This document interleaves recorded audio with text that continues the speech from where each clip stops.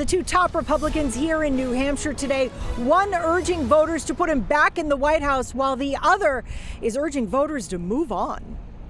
A cheering crowd greets former President Donald Trump in Manchester, New Hampshire. In Concord, he took aim at Democrats for his legal troubles. Every time the radical left Democrats, Marxists, communists, and fascists indict me, I consider it a badge, a great, great, beautiful badge of honor and courage. In an audio recording from 2021, the former president is heard discussing highly classified documents about military plans with people who didn't have the security clearance. You know, he said he wanted to attack Iran and what?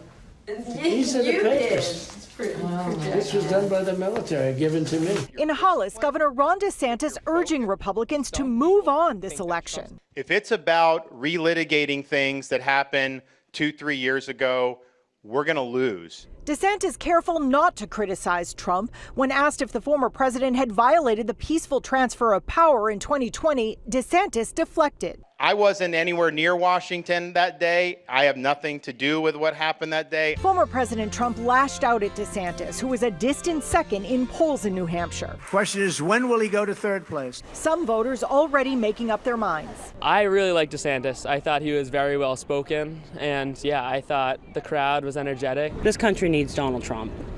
It doesn't need someone that wants to pretend to be Donald Trump.